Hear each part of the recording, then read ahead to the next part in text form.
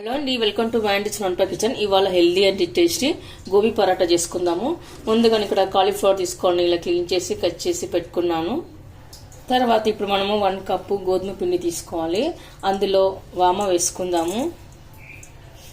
తర్వాత కొద్దిగా సాల్ట్, కొద్దిగా నెయ్యి కానీ ఆయిల్ కానీ వేసుకోవాలి. ఇప్పుడు అంతా ఒకసారి బాగా కలుపుకొని పెట్టుకోవాలి. ఇప్పుడు మనం కొద్దిగా వాటర్ వేసుకుంటూ చపాతీ పిండిలాగా కలుపుకొని పెట్టుకుందాము. ఇలా కలుపుకొని పెట్టుకున్న తర్వాత మరొకసారి పైన ఆయిల్ వేసుకొని స్మూత్గా కలుపుకొని పెట్టుకోవాలి. తర్వాత ఇప్పుడు మనము 10 నిమిషాల పాటు పక్కన మూసి పెట్టుకోవాలి. ఇప్పుడు మనం గోబీ స్టఫింగ్ కోసం ఒక మిక్సీ జార్ తీసుకొని అందులోకి కట్ చేసి పెట్టుకున్న కాలీఫ్లవర్ వేసుకుందాము. ఇప్పుడు మనం కొద్దిగా గ్రైండ్ చేసి పెట్టుకోవాలి. ఇలా మిక్సీ పట్టి పెట్టుకున్న తర్వాత ఇలా అంతా ఒక బౌల్లోకి తీసి పెట్టుకోవాలి. మనం కడాయి పెట్టుకొని అందులో కొద్దిగా 1 టేబుల్ స్పూన్ ఆయిల్ వేసుకోవాలి. తర్వాత కాలీఫ్లవర్ని వేసుకుందాము. కాలీఫ్లవర్లోని తేమ పోయే వరకు మనం కలుపుకొని పెట్టుకోవాలి. ఇందులోకి ఇప్పుడు కొద్దిగా జింజర్ గార్లిక్ పేస్ట్, పసుపు, red chilli powder, salt, garam masala, dhania powder, jeera powder, chaat masala ఇవన్నీ వేసాక కలుపుకొని పెట్టుకోవాలి. ఇలా అంతా కలిపి పెట్టుకున్న తర్వాత కొత్తిమీర వేసి కలుపుకొని పక్కన పెట్టుకోవాలి.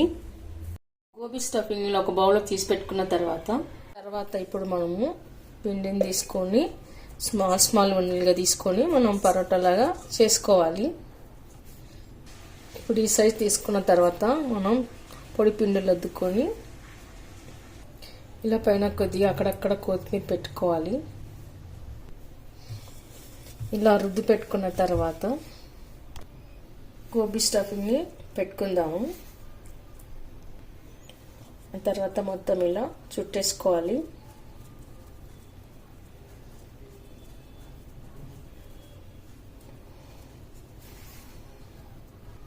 ఇలా ఎక్స్ట్రా వచ్చిన పిండిని తీసి పక్కన పెట్టుకోవాలి. తర్వాత మనం పరోటా మాదిరిగా రుద్దుకుందాము.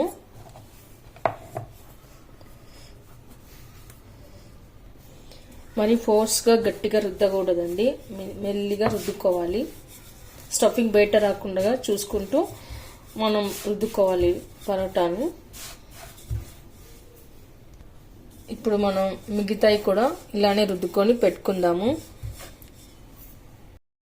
ఇలా రుద్ది పెట్టుకున్న తర్వాత ఇప్పుడు ఒక పెనం పెట్టుకున్న తర్వాత బటర్ కానీ ఆయిల్ కానీ వేసి పెట్టుకోవాలి. తర్వాత ఇప్పుడు పరోటాను వేసుకుందాము. ఇలా ఆయిల్ అంతా వేసి అప్లై చేసి పెట్టుకోవాలి.